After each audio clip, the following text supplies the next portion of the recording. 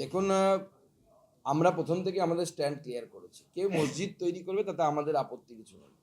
কিন্তু আমাদের বক্তব্য হচ্ছে মসজিদ নিজের বাবার নামে তৈরি করো, নিজের ঠাকুরদার নামে তৈরি করো, অন্য কারো নামে তৈরি করো, কোনো মহান ব্যক্তির নামে তৈরি করো, কোনো অসুবিধা নেই।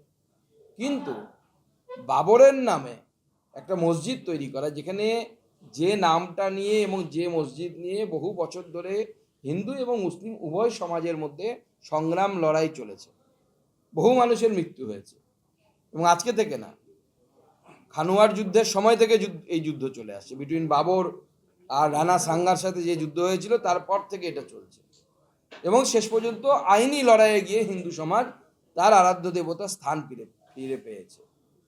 এরপরেও আবার সেই নামটাকে নিয়ে এসে যদি কেউ বিতর্ক তৈরির চেষ্টা করে, সেই বিতর্ক আমার মনে হয় রাজ্য তথা ভারতবর্ষের যে সুস্থিরতা তার জন্য সঠিক নয়, এবং তার উদ্দেশ্য মোটেও ভালো নয়। বাবরের মতোই উদ্দেশ্য, বাবর কোনো মহান উদ্দেশ্য নিয়ে এই দেশে আসেননি। তো স্বাভাবিকভাবে আমাদের মনে হয় যে নাম অন্য কিছু হলেই ভালো হতো, কিন্তু তারা করেনি। হিন্দু সমাজকে ভয় দেখানোর জন্য হোক, হিন্দু সমাজ এখানে 30% আমাদের শুনতে হয় যে আমরা 30%, 70% অন্যরা, অথচ আমাদের যেখানে আমরা 70% অন্যরা 30%, সেখানে কিন্তু কাউকে শুনতে হয় না।